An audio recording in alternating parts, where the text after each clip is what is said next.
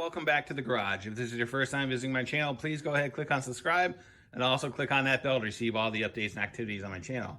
All right, so today we have a product review, and we are reviewing this 6-inch cordless buffer polisher from SAKER. Full transparency, they reached out and supplied this product for me in exchange for a review, but they are not paying me for this product, right? So why don't we go ahead and talk about some of the features and options, and lastly, we'll get it in use and see how it performs. All right, so this product is available off Amazon. Right now, the current retail price is $99. And when you buy it, obviously what you're gonna do is you're gonna get the product itself. And then you're gonna get a variety of different pads and polishers and bonnets and everything else. You get a bunch of microfibers, a wool pad that's really meant for wax and applying wax. This is kind of like another wool pad that you're gonna use that for high-speed buffing. And you get a liner, so that would actually go on the pad first to prevent any moisture getting actually into the backing plate. You have a couple applicator pads, you have a waffle pad, and then you have a flat pad. They do also supply you with a piece of sandpaper. It happens to be 2000. And they also supply you with a battery and charger. So as far as the battery, it's pretty simple. All it is a 2 amp hour battery. And then as far as the charger, it is a smart charger, but the way the battery charges, there's actually a little port on there, and then you plug that in, and then it charges up. So one thing I did notice is this charger doesn't put out a lot of amps, and from a dead battery all the way to full charge, it did take 4 hours to charge that battery. So if you do buy one of these kits, I would highly recommend buying another battery. When I looked on Amazon, they were roughly around 30 bucks. So if you're doing this type of work, only having one battery is kind of a limitation, so, and especially with a slow charge time. So you always want to make sure that you have another battery. So why don't we go ahead and assemble this thing, and we'll get the vehicle in the garage and we'll try it out and see how it performs. All right, so as far as operation of the machine, once you put the battery in, there is a on-off switch on the top of it, and the speed of the machine is actually adjustable on the side. It goes from 1 to 6, just like a regular DA machine. Right. So what we'll do is we'll turn it on, and as you can see, it also provides a stated charge as it's running. So right now it's in position number 2. Cranking up to 3, 4, 5, 6, right?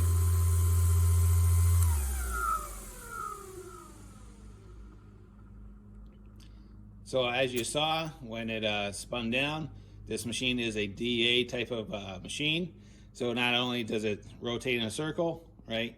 The pad also rotates in an ellipse. And the reason why you want that type of feature is when you're doing polishing or high-speed compounding, when it travels in an ellipse, it's going to prevent leaving swirl marks on your finished surface. All right, so why don't we go ahead and pull the vehicle in and we'll try it out. All right, so what we're going to do is, this is the vehicle that we're going to try the buffer on. It's a 2018 Chevy Colorado Crew Cab base coat, clear coat. And so what we're going to do is we're going to use the flat orange pad that they supplied in the kit. And what I'm going to do is I'm going to use some Meguiar's 105 Ultra Cut Compound. Not going to go really too crazy on this hood because the paint is in relatively good shape. All we're going to do is just going to try to clean up some of the oxidation off of it and everything else.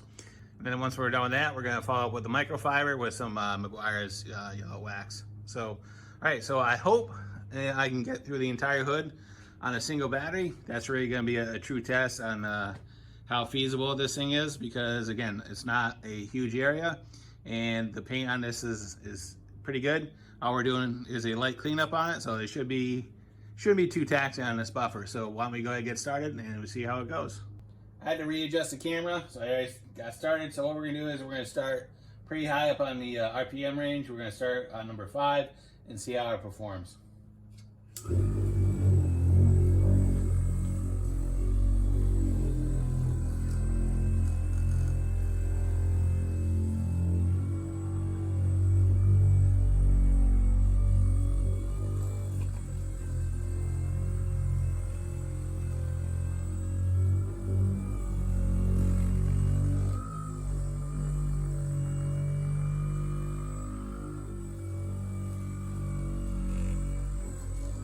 All right, so I don't know if you saw that, but we roughly did half a hood only on the buffing.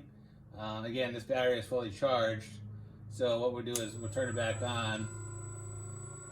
So right now it's at full charge, but as we were going through it, the battery indicator dropped all the way down to red. So what we're gonna do is we're gonna do the other side of the hood and see if we can get through the rest of the hood on a single battery charge.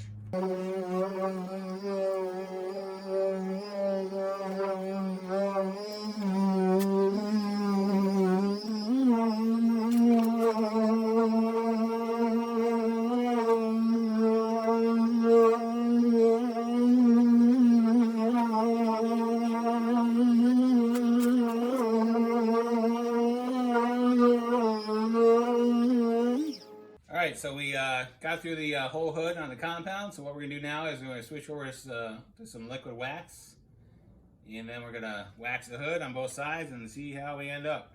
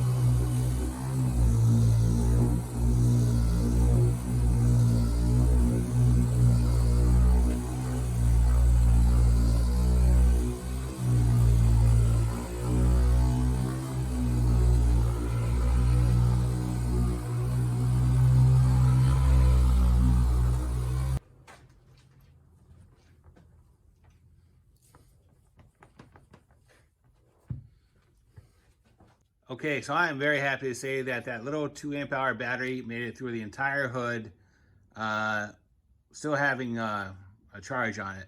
So just to review, I compounded it, and then I also used the buffer with another pad to strip off the compound, and then I changed the pad again, and then I used it to apply wax, and then I changed the pad again to strip the wax, and then I came over on the other side, changed the pad, applied the wax, and strip it and everything else.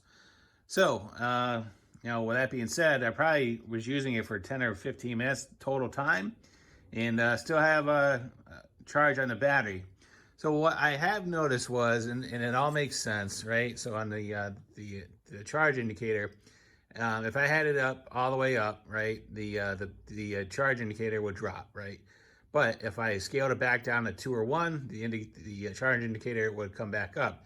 And again, it makes sense depending on the load of the on the little motor on there. It's going to draw more voltage out of the battery. Therefore, it's going to drop or rise or drop depending on what it's being requested to do. So at the end of the day, I would recommend this for the price point.